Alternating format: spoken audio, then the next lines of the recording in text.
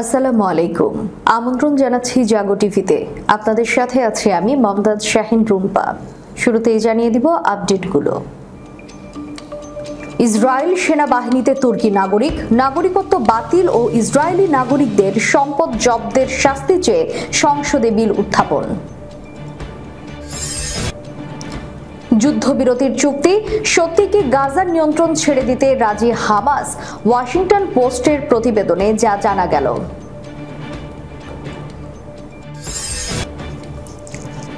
ভণ্ড প্রতারক বলে দাবি করে গাজা ও ইউক্রেন ইস্যুতে পশ্চিমাদের এক হাত নিলেন স্পেনের প্রধানমন্ত্রী। ইসরায়েলের কড়া সমালোচক ব্রিটেনের নতুন ইহুদি অ্যাটর্নি জেনারেল গাজা নিয়ে সোচ্চার।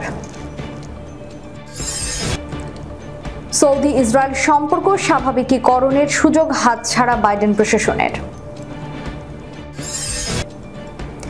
নেটো সম্মেলনের মধ্যেই উত্তেজনা বাড়িয়ে তাইওয়ানে ৬৬ চীনা যুদ্ধ বিমানের অনুপ্রবেশ। দর্শক শুনছিলেন শিরোনাম, এবারে বিস্তারিত।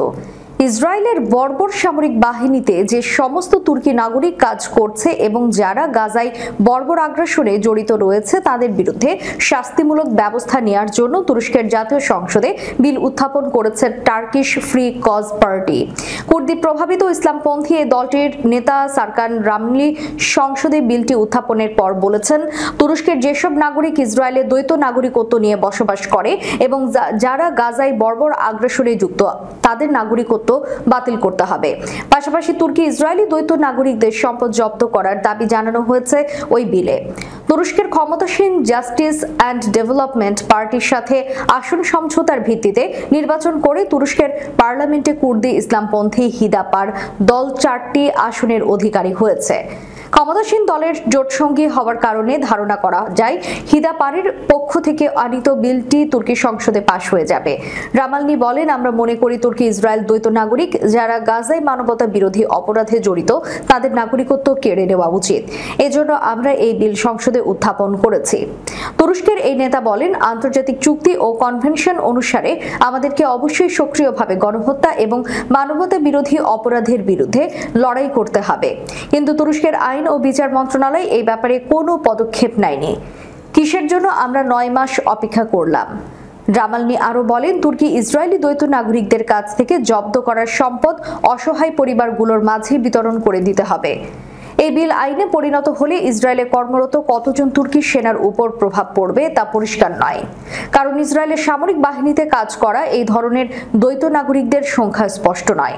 এর আগে দক্ষিণ আফ্রিকাও দেশটির দ্বৈত নাগরিকদের বিরুদ্ধে একই ধরনের ব্যবস্থা নেওয়ার কথা বলেছে যারা ইসরায়েলের সামরিক বাহিনীতে কাজ করছে। দক্ষিণ আফ্রিকা বলছে, ইসরায়েলি সামরিক বাহিনীতে কাজ করা নাগরিকরা দেশে ফিরলে তাদেরকে আটক করা হবে। ইসরায়েলের সঙ্গে যুদ্ধবিরতি চুক্তিতে ফিলিস্তিনের স্বাধীনতাকামী সংগঠন হামাস নাকি গাজার নিয়ন্ত্রণ ছেড়ে দিতে রাজি হয়েছে। মার্কিন প্রভাবশালী সংবাদ মাধ্যম ওয়াশিংটন পোস্ট এক প্রতিবেদনে এমনটি দাবি করেছে। প্রতিবেদনে বলা হয়েছে, হামাস ও দখলদার ইসরায়েলের মধ্যে যুদ্ধবিরতি চুক্তির একটি কাঠামো তৈরি করা হয়েছে। চুক্তির এই কাঠামোতে রাজি হয়েছে উভয় পক্ষ। এখন চুক্তিটি কিভাবে কার্যকর করা হবে সেই বিষয়টি নিয়ে আলোচনা করছে তারা। সংবাদ মাধ্যমটি আরো জানিয়েছে, চুক্তি অনুযায়ী যুদ্ধবিরতির দ্বিতীয় ধাপে গাজার নিয়ন্ত্রণ ছেড়ে দিতে রাজি হয়েছে হামাস। ওই সময় উপত্যকাটির নিয়ন্ত্রণ নিজেদের কাছে রাখবে না ইসরায়েলও। এর বদলে গাজায় প্রতিষ্ঠিত হবে একটি অন্তর্বর্তীকালীন সরকার, আর এর নিয়ন্ত্রণে থাকবে ফিলিস্তিনি অথরিটির সমর্থিত বাহিনী। যুক্তরাষ্ট্রের এক কর্মকর্তার বরাতে মতামত ধর্মী ওই প্রতিবেদনের সাংবাদিক ডেভিড ইগনেটিয়ান্স বলেছেন, চুক্তির কাঠামোতে দুই পক্ষ সম্মত। কিভাবে এটি কার্যকর করা হবে এই নিয়ে তারা আলোচনা করছে। তবে চুক্তির কাঠামো তৈরি হলেও চুক্তি যে এখনই হয়ে যাবে এমন কিছু নিশ্চিত করে বলা যাচ্ছে না বলে জানিয়েছেন ওই কর্মকর্তা। তিনি আরো বলেন, চুক্তির মূল প্রতিবন্ধক হলো দ্বিতীয় ধাপ। এই ধাপে হামাস ইসরায়েলি পুরুষ সৈন্যদের মুক্তি দেবে এবং দুই পক্ষ একটি স্থায়ী যুদ্ধবিরতিতে রাজি হবে এবং ইসরায়েল তাদের সব সেনাকে গাজা থেকে প্রত্যাহার করে নেবে। সাংবাদিক জানিয়েছেন, আলোচনায় বড় যে বিষয়টি পরিলক্ষিত হয়েছে সেটি হলো হামাস এবং ইসরায়েল উভয়ই গাজায় অন্তর্বর্তীকালীন সরকার প্রতিষ্ঠার ক্ষেত্রে রাজি হওয়ার ইঙ্গিত দিয়েছে। যেটি যুদ্ধবিরতির দ্বিতীয় ধাপে শুরু হবে। ওই সময় হামাস ও ইসরায়েল কেউই গাজার নিয়ন্ত্রণে থাকবে না। তিনি আরও জানিয়েছেন, গাজার নিরাপত্তা দেবে যুক্তরাষ্ট্রের প্রশিক্ষিত বাহিনী, আর এতে সমর্থন দেবে মধ্যপন্থী আরব দেশগুলো। এই বাহিনীর সদস্যদের নেওয়া হবে ফিলিস্তিনি অথরিটির 2500 শক্তিশালী সদস্যদের মধ্য থেকে, যাদের ব্যাপারে ইসরায়েল জানে। মার্কিন এক কর্মকর্তা বলেছেন, হামাস মধ্যস্থতাকারী দেশগুলোকে জানিয়েছে তারা অন্তর্বর্তীকালীন সরকারের কাছে ক্ষমতা ছেড়ে দিতে প্রস্তুত আছে। 2007 সালে ফাতাহ সমর্থিত ফিলিস্তিনি অথরিটির কাছ থেকে ক্ষমতা দখল করে হামাস। এরপর থেকে গাজার নিয়ন্ত্রণ তাদের কাছেই রয়েছে। প্রায় 2 যুগ আগেও ওই রক্তক্ষয়ী অভ্যুত্থানের পর ফিলিস্তিনি অথরিটি এবং হামাসের মধ্যে তিক্ত সম্পর্ক বিরাজ করছে।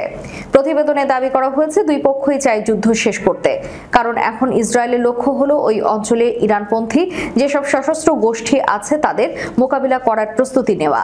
অপরদিকে হামাসের অস্ত্র ফুরিয়ে আসায় তারা যুদ্ধ বন্ধ চায়। সূত্র ওয়াশিংটন পোস্ট, জেরুজালেম পোস্ট। এবারের নেটো সম্মেলনে ইউক্রেন যুদ্ধের জন্য রাশিয়ার বিরুদ্ধে কিয়েভকে নানান সহযোগিতার আশ্বাস দিয়েছে পশ্চিমারা, কিন্তু ফিলিস্তিন ইস্যুতে বরাবরের মতোই চুপ তারা। ব্যতিক্রম কেবল স্পেন। গত বুধবার ওয়াশিংটনে 75তম নেটো সম্মেলনে ঝাঁঝালো বক্তব্য রেখেছেন স্প্যানিশ প্রধানমন্ত্রী পেদ্রো সানচেজ। ইউক্রেন ইস্যুতে সোচ্চার আর ফিলিস্তিনি ইস্যুতে চুপ থাকায় নেটো নেতাদের ভণ্ড বলে কটাক্ষ করেছেন তিনি। কিছুদিন আগেই ফিলিস্তিনিকে স্বাধীন রাষ্ট্রের স্বীকৃতি দিয়েছে স্পেন। গাজায় নির্বিচার হত্যাযজ্ঞ চালানোয় ইসরায়েলি সরকারের কঠোর সমালোচনাও করেছে তারা। নেটো সম্মেলনে পশ্চিমা নেতাদের উদ্দেশ্যে স্প্যানিশ প্রধানমন্ত্রী বলেন, আমরা যদি জনগণকে বলি আন্তর্জাতিক আইন রক্ষার জন্য আমরা ইউক্রেনকে সমর্থন করছি, তাহলে গাজার প্রতিও আমাদের করণীয় একই। তিনি বলেন, আমাদের একটি সামঞ্জস্যপূর্ণ রাজনৈতিক অবস্থানে থাকা উচিত যেখানে কোনো দ্বিচারিতা থাকবে না। সানচেজ বলেন, ফিলিস্তিনিদের এই ভয়ানক মানবিক সংকট বন্ধ করতে বিশ্বকে চাপ দেওয়া দরকার। এই সময় ফিলিস্তিনি রাষ্ট্রের জন্য একটি আন্তর্জাতিক শান্তি সম্মেলনের আহ্বান জানান স্প্যানিশ প্রধানমন্ত্রী। তিনি বলেন, আমাদের অবিলম্বে এই জরুরি ভিত্তিতে যুদ্ধবিরতির জন্য শর্ত তৈরি করতে হবে। লেবাননের সংঘাত বৃদ্ধির সত্যিকারের ঝুঁকি রয়েছে। স্প্যানিশ প্রধানমন্ত্রী জানান, তিনি গণতন্ত্র, স্বাধীনতা এবং ইউক্রেনের মতো একটি দেশের অস্তিত্বের অধিকারকেও সমর্থন করেন। সূত্র এএফপি। যুক্তরাজ্যে নতুন সরকার গঠন করেছে লেবার পার্টি, আর এই সরকারের অ্যাটর্নি জেনারেল তথা রাষ্ট্রের প্রধান আইনজীবী হিসেবে নিয়োগ পেয়েছেন রিচার্ড হারমার। মানবাধিকার আইনজীবী হিসেবে নাম কামানো রিচার্ড হারমার ইহুদি হলেও ইসরায়েলের কড়া সমালোচক, সোচ্চার গাজার মানুষদের অধিকার নিয়ে। ব্রিটিশ সংবাদ মাধ্যম ফিনান্সিয়াল টাইমস অনুসারে সরকারের আইনজীবী হিসেবে নিয়োগ পাওয়ার আগে মানবাধিকার সংক্রান্ত বেশ কয়েকটি আলোচিত মামলায় লড়েছেন রিচার্ড হারমার। সেগুলোর মধ্যে উল্লেখযোগ্য একটি হলো আফগানিস্তানে যুদ্ধ চলাকালে ব্রিটিশ সেনারা নির্বিচারে হত্যাকাণ্ড চালিয়েছে এবং সেগুলো চেপে গেছে। এই হামলা হারমারের অবস্থানের কারণে ব্রিটিশ সরকার সরকারি তদন্ত শুরু করে বিষয়টি নিয়ে। ব্রিটেনে দীর্ঘ 14 বছর পর ক্ষমতায় এসেছে লেবার পার্টি। লেবার পার্টির সরকারি চমক হিসেবে অ্যাটর্নি জেনারেলের পদে নিয়োগ পেয়েছেন রিচার্ড হারমার। মানবাধিকার এই আইনজীবীকে সরাসরি তার আইন পেশা থেকে তুলে এনে সরকারের দায়িত্ব দেওয়া হয়েছে। ব্রিটেনের ইতিহাসে এই পদে সাধারণত একজন নির্বাচিত এমপি বা কোনো একজন লর্ডকে নিয়োগ দেওয়া হয়, তবে এই প্রবণতাকে পাশ কাটিয়ে একজন কর্মরত আইনজীবীকে নিয়োগ দেওয়া হয়েছে। গত বছর কনজারভেটিভ সরকার একটি আইন পাশ করেছিল, যার লক্ষ্য ছিল সরকারি সংস্থাগুলোকে বিদেশি মানবাধিকার ইস্যুতে মতামত দেওয়া থেকে বিরত রাখা। সেই আইনের উপর মতামত দেওয়ার জন্য লেবার পার্টি একটি কমিশন গঠন করে। সেই সময় সেই কমিশনের সদস্য ছিলেন হারমার। ইহুদি হলেও হারমার সবসময় ফিলিস্তিন সহ বৈশ্বিক মানবাধিকার পরিস্থিতি নিয়ে সবসময় সোচ্চার ছিলেন। রিচার্ড হারমার 2023 সালের 7 অক্টোবরের কয়েক সপ্তাহ আগে একদল আইনজীবীকে সঙ্গে নিয়ে ইসরায়েল ফিলিস্তিনি সফরে গিয়েছিলেন। সেই সময় তিনি ইসরায়েলের সামরিক আদালত ফিলিস্তিনের মানবাধিকার পরিস্থিতি সচক্ষে মূল্যায়ন করেছেন। এছাড়া গত অক্টোবর ফিনান্সিয়াল টাইমসে লেখা এক খোলা চিঠিতে যেসব ইহুদি আইনজীবী হামাসের আক্রমণের প্রতিক্রিয়ায় ইসরায়েলকে আন্তর্জাতিক আইন মেনে চলার আহ্বান জানিয়েছিল, হারমার তাদের একজন। আন্তর্জাতিক অপরাধ আদালত ইসরায়েলি প্রধানমন্ত্রী বেনিয়ামিন নেতানিয়াহুর বিরুদ্ধে যে গ্রেফতারি পরোয়ানা জারি করেছে সেই বিষয়ে ব্রিটেন আপত্তি জানাবে কিনা সেই বিষয়েও ব্রিটিশ সরকারকে পরামর্শ দিতে পারেন রিচার্ড হারমার। লেবার পার্টির অনেক নেতাই মনে করেন গাজা বিষয়ে লেবার পার্টি ও প্রধানমন্ত্রী কিয়ার স্টারমারের অবস্থানকে শক্তিশালী করার জন্যই হারমারকে নিয়োগ দিয়েছেন।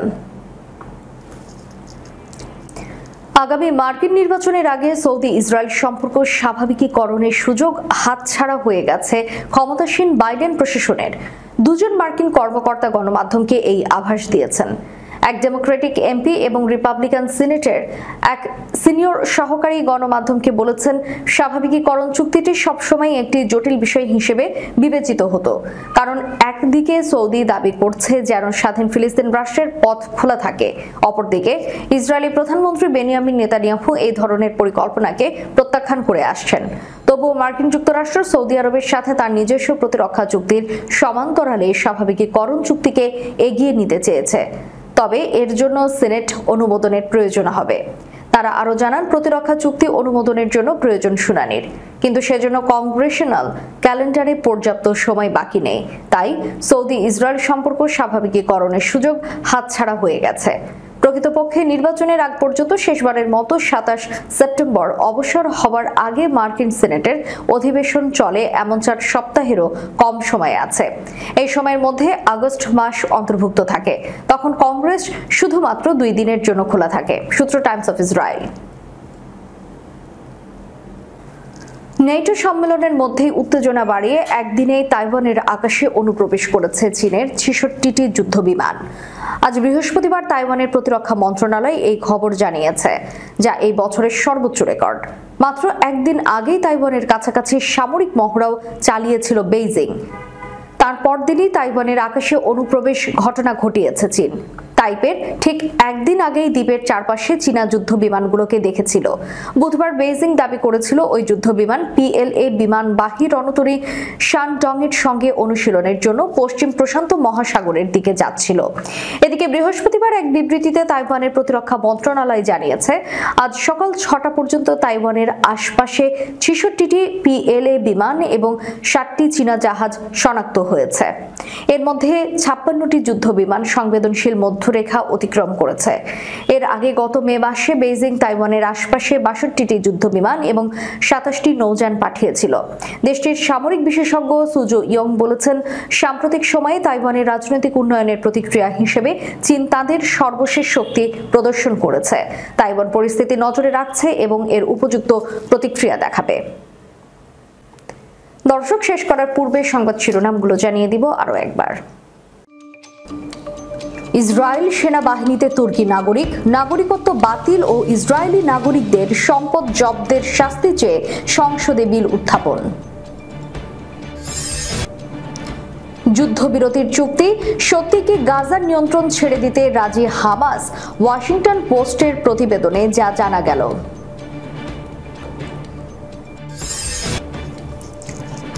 ভণ্ড প্রতারক বলে দাবি করে গাজা ও ইউক্রেন ইস্যুতে পশ্চিমাদের এক হাত নিলেন স্পেনের প্রধানমন্ত্রী। ইসরায়েলের কড়া সমালোচক ব্রিটেনের নতুন ইহুদি অ্যাটর্নি জেনারেল গাজা নিয়ে সোচ্চার।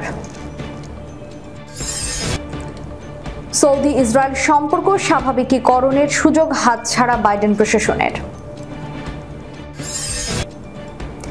নেটো সম্মেলনের মধ্যেই উত্তেজনা বাড়িয়ে তাইওয়ানে 66টি চীনা যুদ্ধ বিমানের অনুপ্রবেশ। এতক্ষণ আমাদের সাথে থাকার জন্য ধন্যবাদ। আল্লাহ হাফেজ।